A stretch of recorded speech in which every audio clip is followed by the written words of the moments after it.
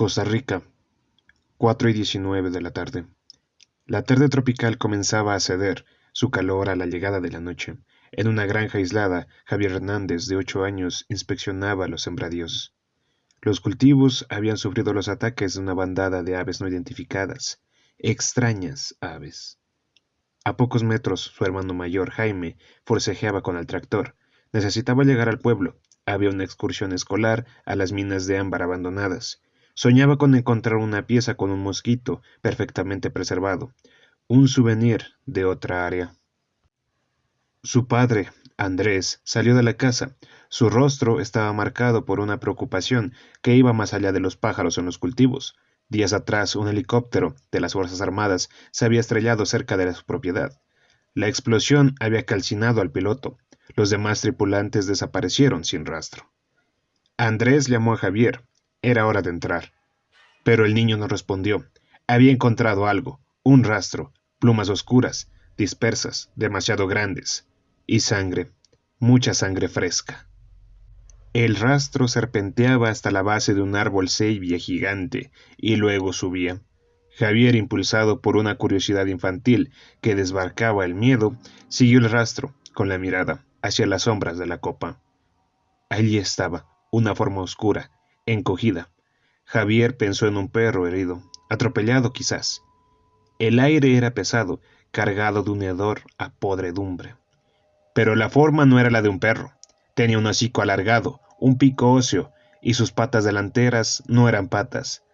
Eran miembros delgados, unidos por una membrana. La sangre goteaba de ese pico.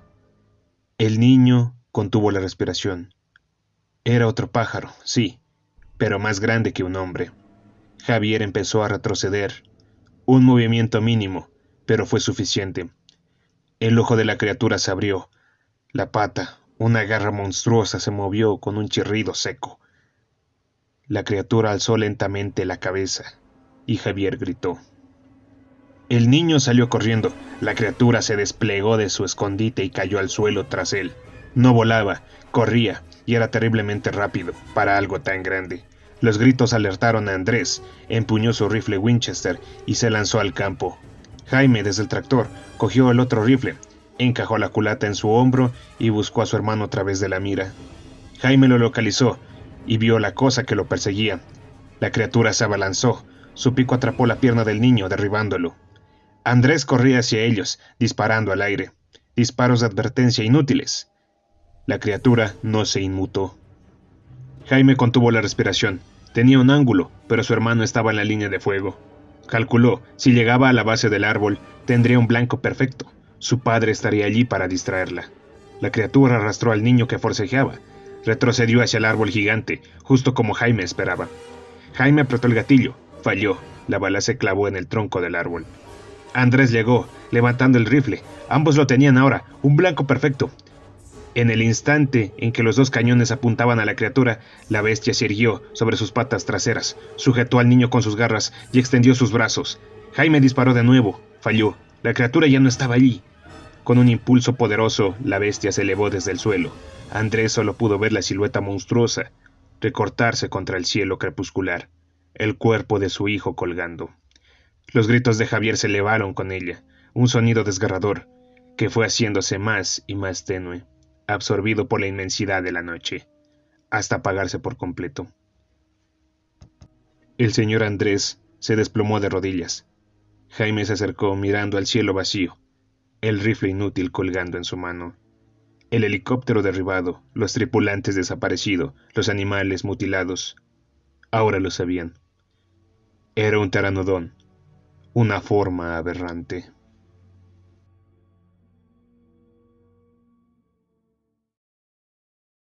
The Chaos Begins, Jurassic Park, parte 2. El frío de la mañana en la isla no era para nada lo que uno se esperaba de un lugar tropical. Era demasiado intenso como permanecer sin refugio. Víctor fue despertado por aquel helado ambiente desde la copa del árbol donde se había intentado dormir. Al mirar hacia abajo, observó que bajo las ramas ocurría más movimiento de lo normal. Una pequeña criatura. Pero de repente, un chirrido agudo rompió la oscuridad. El pequeño animal había sido atacado por algo. Después de que sus ojos se acostumbraron a la penumbra, lo distinguió claramente. Un ave bastante grande y extraña, de aspecto primitivo. Detrás de ella aparecieron más criaturas. No eran aves comunes, de hecho la mayoría carecía de plumas. Misteriosamente, solo uno de los tres las portaba, lo que lo hacía destacar del grupo. Devoraron rápidamente a la criatura que habían derribado, y una vez saciados, comenzaron a inspeccionar los restos con curiosidad, casi metódica. A Víctor le resultó vagamente familiar la forma de aquellos animales.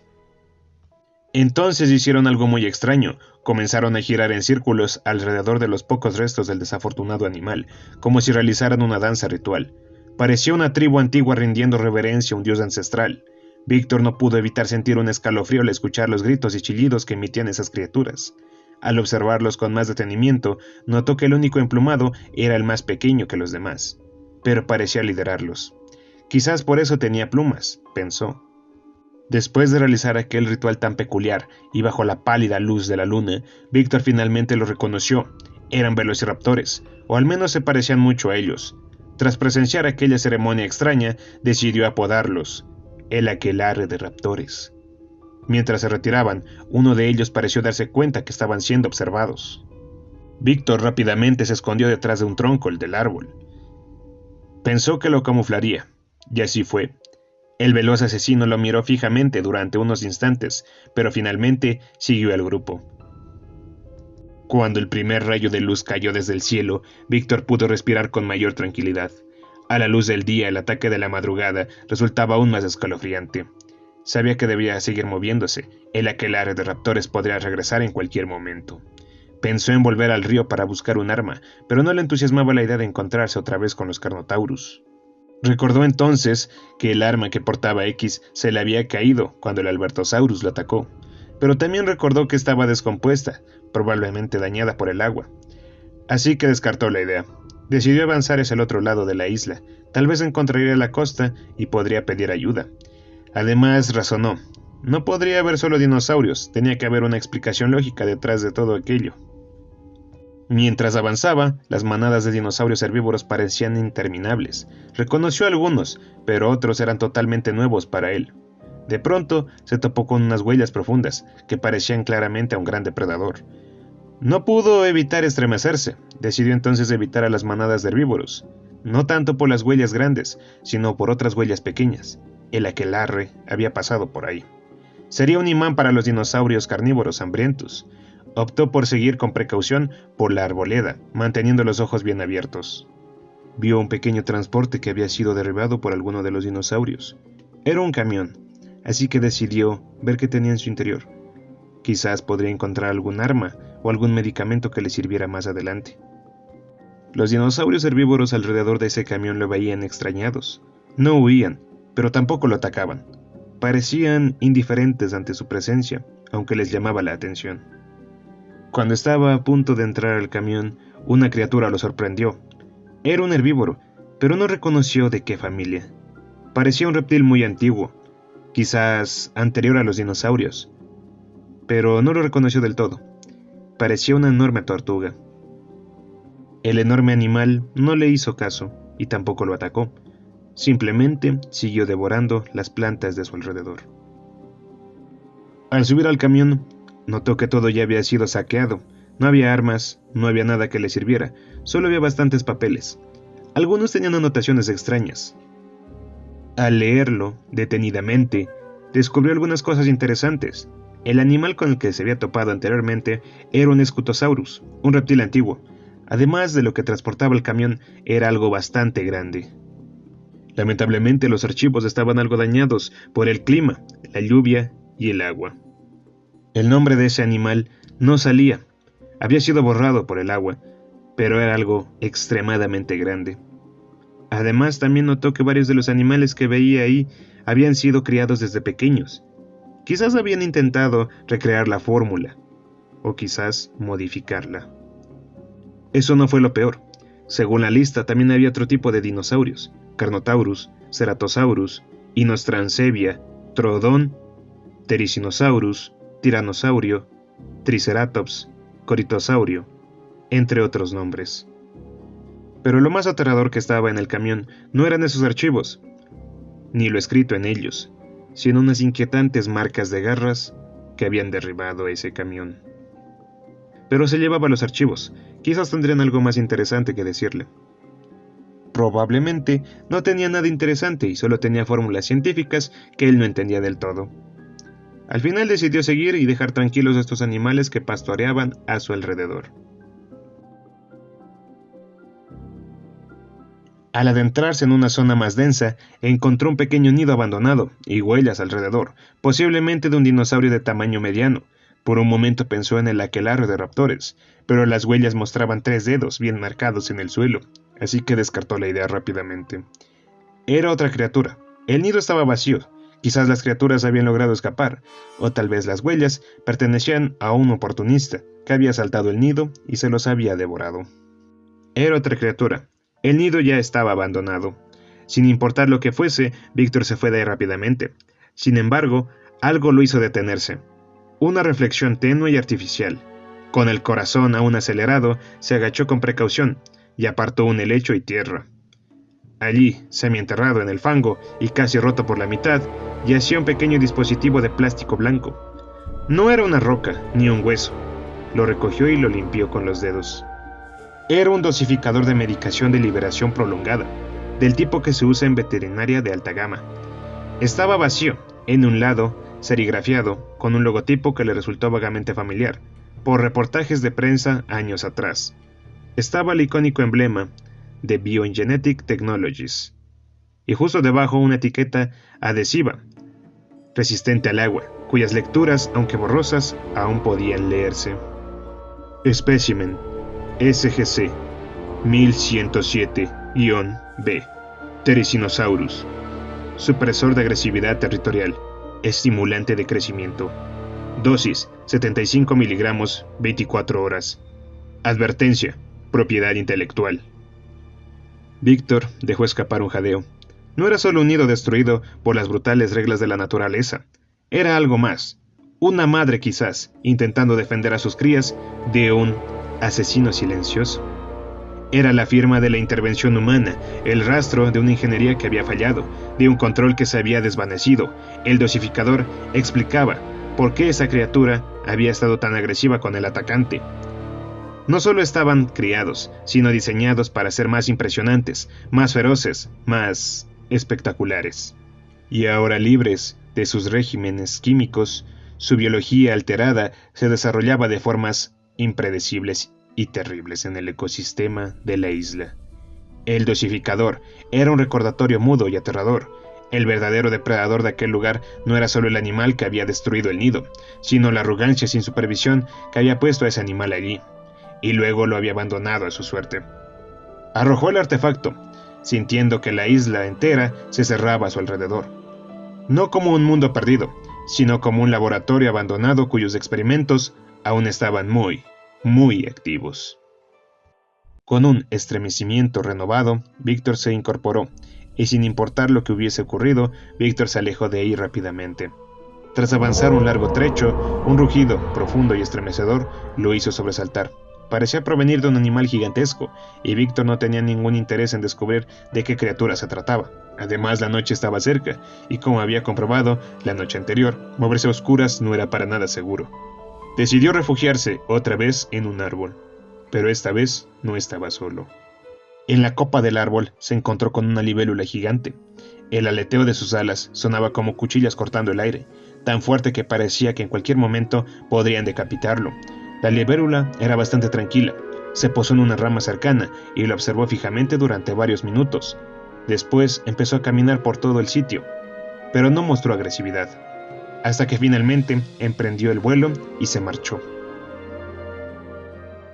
La noche no fue mejor que la anterior.